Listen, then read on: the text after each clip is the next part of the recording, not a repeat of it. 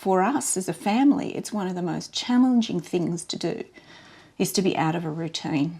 I remember one time we were at an airport in Queensland, and Zali at that time used to have huge anxiety, and we were told we had to wait an hour for the aeroplane. Now she couldn't sit there with all those people in the airport, so she's having this literally screaming meltdown in the airport. And my husband and I are there not knowing what to do, so we took her off to try and buy her chips and try and calm her down, and people are looking at her to say, what's wrong with your daughter? And we're saying she can't handle all the crowds. We explained she had autism.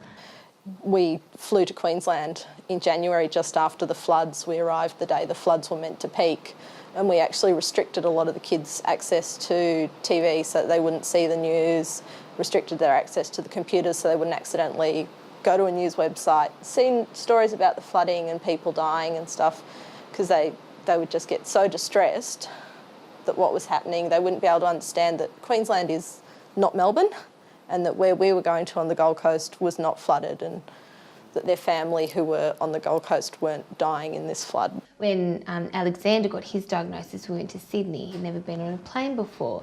So I started talking about it 4 months before we went. Like when we had that appointment and I booked those flights, I started talking about it, and we'd play with toy planes and we'd talk about it. And I'd say, you know, it's going to be very noisy on the outside, a little bit noisy on the inside, but it's so fun, and, you know, and I was making it an excitement for him. Then I could have sat there and spent hours and hours working on a book. Here, look at this book. But I felt like for him that worked, and he was very well prepared. We actually related to two things that he has. For example, when we were sent to Hamilton Island, we flew with Jetstar, and Sharon, one day from a trip back from interstate from work, got Peter a Jetstar aeroplane. Right, so the night before we said, tomorrow we go on a plane, we're going on a holiday, swimming, and that sort of prepped him up, and just engaged him as well, saying, Peter, what movies do you want to watch on a plane? So he'll choose which movies, we'll put him in the green folder, so he knows that he's going to watch those movies on that aeroplane. Mm-hmm. So that's the kind of preparation that we do. They like preparation. It is very funny because as a family, though there is 4 children, we do try and get away a bit because we feel it's good for the twins to get out of that 5K radius, to, you know, of your home environment, to get away. And my daughter Zali, who's a routine little chicken, she sees signs that we're going away. So Mum will be getting bags out and she'll be packing up. Maybe the dog's been taken to Grandma's the night before. And the first thing she always does is she sees it looks like we're going away, so she'll go in, she'll grab the DVDs, she'll go out and put them in the car, and she'll sit in the car. And she'll wait in the car for half an hour or an hour because she sees that we're going away and she doesn't want to be left behind. So she'll sit waiting in the car. Our kids repeat a lot. So if you're saying, for instance, we're going to their nans, they'll repeat that over and over again for a week. Like more so than, I mean, I know a lot of kids repeat things, but they'll go overboard. And, you know, we're going to nannies on this date, this time. When are we leaving? And it's constant, you know, over and over again. So it's like the constant reassurance that we'll be still going. We normally prepare visuals for the children to say that Saturday or Sunday that we're going away. We'll tell them the night before. Tomorrow we're going on holidays. We'll be going to the beach or to the river. We'll be having 5 sleeps, or we'll be having 2 sleeps, wherever long we're going. So they've got a mental picture in their head of what they're doing. I try and use social stories in a very relaxed environment to try and talk about it. Sometimes I'll use visuals. Sometimes I'll do a run through of the story just verbally and then sort of bring in the visuals afterwards.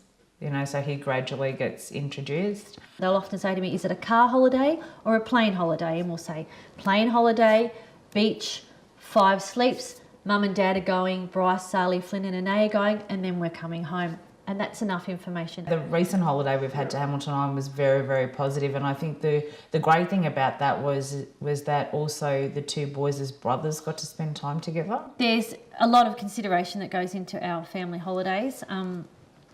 For example, We recently took a holiday up to a chick up to the Murray River with another family, and I had to make sure that where our cabin was located in the caravan park, that I could see the children on the play equipment, and made sure that where my kids would be playing, there wasn't a lot of cars going by. Everything we do has to be limited, so you wouldn't do too many things in one day.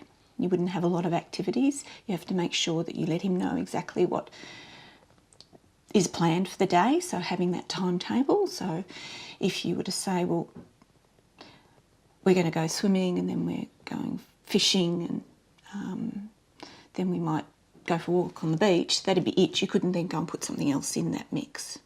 It would have to be that's what you did, and you did it in that order. We have favourite holiday spots, so I guess that he's getting used to going to similar spots. We just recently had a holiday to Hamilton Island, and he's been there once before. So this time around it was pretty easy. We stayed in the same place and we went to the same beach, except what it allowed us to do was probably expand on the activities that we did. I think we are amazingly lucky with Julian, because I know a lot of people with children with autism have great difficulty because, like I've said, Julian wants routine and he craves routine, but amazingly he also has this incredible travel urge to go and see all these places. I'm not quite sure why, but he loves going to different countries.